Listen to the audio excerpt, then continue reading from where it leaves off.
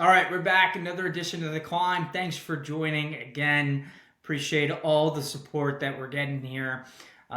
Today, I wanted to just talk to everyone about my story and mostly my insecurities and where they have stemmed from. Um, a lot of people will look at me and have seen that. Okay, this guy, he's a guy, he's a male, he's a man, former athlete. Like what kind of feelings does he have that are hurt, or how does he feel so bad about himself?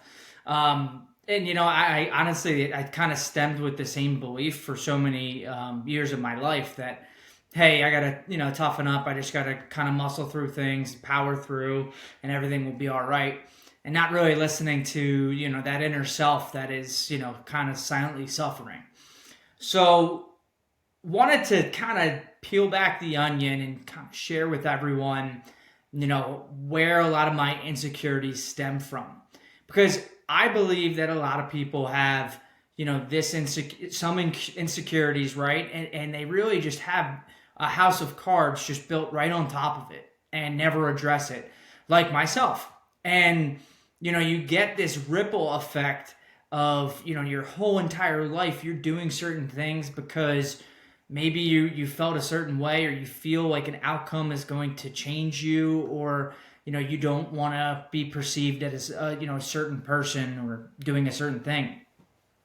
And so for me, that all started when I was like 9 or 10 years old, when I was diagnosed with a reading disorder. It's not that big of a deal, but for me, it was a huge deal. And I mean, I was 9 and 10, and I hated the idea of getting pulled out of school. At a class, not at a school, at a class to do extra reading tests, and it was frustrating. It was really frustrating, and fast forward all the way to my college years. I was diagnosed with ADHD, so a lot of my reading problems stemmed from my attention problems. But because I could sit in a chair and pay attention in that way, but when I put a book in front of me, I all over the place, wasn't really caught. So I would go and do extra tests. Eventually, I was put into classes with only two teachers, and that it's not that big of a deal. Actually, it was a bonus. All of these are like bonus things: extra time on test, extra teacher. But here's the thing: I knew that everyone was elected a certain teacher, but I knew I was going to be the one with two teachers. So that surprise and that was just gone, and this sense of normal was just felt like it was stripped away from a 9, 10 year old. And it's not anything against what the teachers were doing. My parents were extremely supportive. My mother worked so hard with me to like overcome a lot of it, and I really appreciate that. But it's the concept of being like not normal and being told it's okay.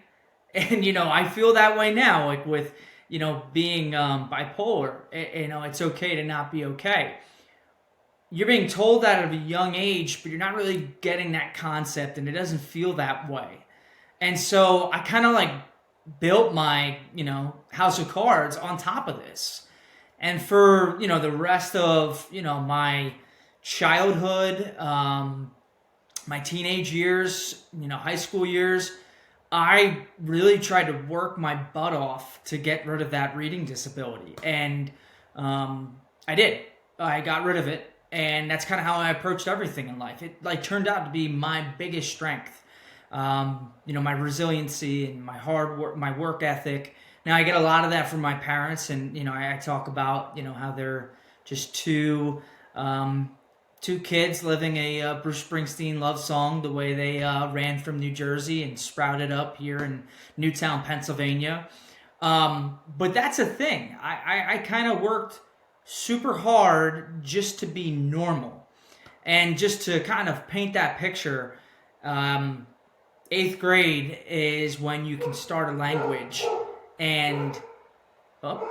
apologize. I guess Rover's barking downstairs. 8th grade is when you could start, language. And here I was being told to take reading.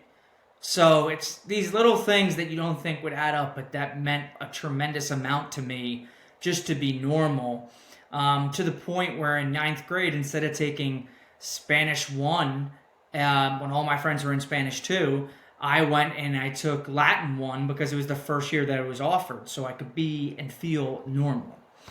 Um, Without going down, rabbit holes of examples like that, I just felt like I had to work so hard to be like everyone else and to be normal. So, as you can imagine, when I was diagnosed with bipolar disorder, it really enhanced all the insecurities that I had and make me feel worse about myself, and it made me to a point be like, okay, well, I got through my reading disorder. I was able to do all these different things.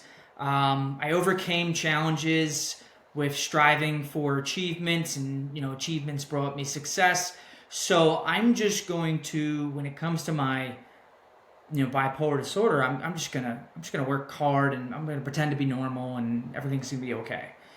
And that's where the problem lies, is that everything isn't okay, especially when things are bad and symptoms are shown up, and it's okay. But the fact that I refuse to shine a light to the insecurity that I had that stemmed from when I was a 9-year old, it really caused such problems for me the past 10 years living with bipolar disorder, because it's not something that you can just outrun and outwork, and trust me, I've tried, and it's helped me in some aspects of my recovery. But living with the illness and not really accepting who you are, and that it is truly okay to be different, that's a lesson I learned very late, in my life. I'm almost 30 now. Towards closer to 30 than any other age. I just hope people can learn from me, because that is so much pain that you don't have to put on yourself. You can be different, and you can look different. You can sound different. You can, whatever it is, and that's okay. But the first person that has to be okay with it is yourself. And so coming to that realization took me a really, really long time. And it's the reason why, I talk about building blocks.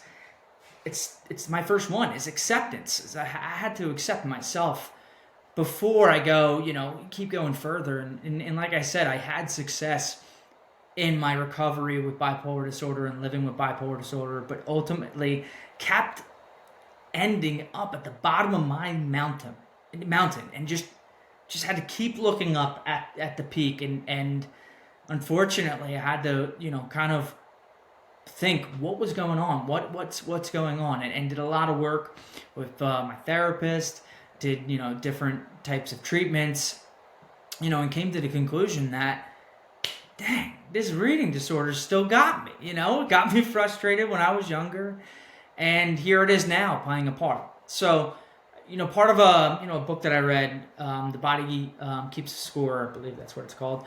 Talks about therapy, and one of the purposes is to shine a light to something in the past.